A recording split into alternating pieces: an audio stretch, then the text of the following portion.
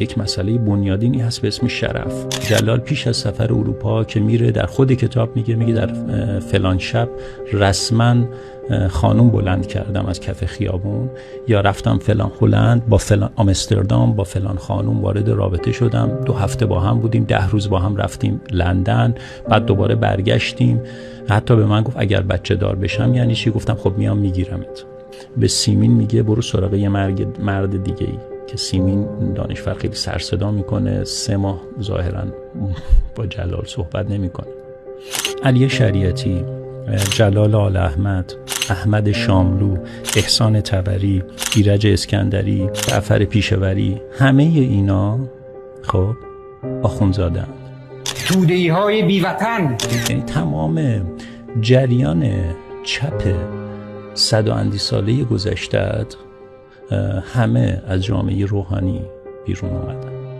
این جریان باید تمام ساختارش باز بشه و ما همه بخششو بشناسیم که دوباره تو چالش نیافتیم.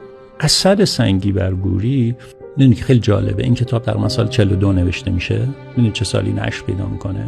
آره. یعنی سال 60 بعد از انقلاب تازه ما اولین بارایی میبینیم که نشر پیدا میکنه. وقتی از طرفداران و نزدیکانش میپرسید چرا نشر پیدا نکرد، میگه فضا مساعد نبود که ما این راه رو نشر بدیم. یعنی اگر نقطه ای از شما پیدا بکنند، حتی اگر پیدا نکنن، دروغش رو درست میکنن. که خودش میگه چه ایرادی داشت صمد بهرنگی رو بگیم مثلا ترور اتفاق افتاد، یا غلامرضا تختی رو. دروغ مجازه.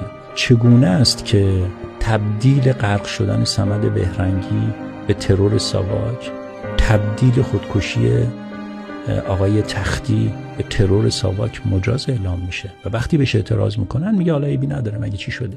همین الان که من دارم با شما صحبت میکنم حداقل 50% مردم گمان میکنن که غلامرضا تختی با ترور ساواک کشته شده. چرا؟ چون فلان جا که مثلا محمد رضا شاه داشت مدار رو به گردن ایشون مینداخت، ایشون دلا نشد، دست ایشون رو نبوسید.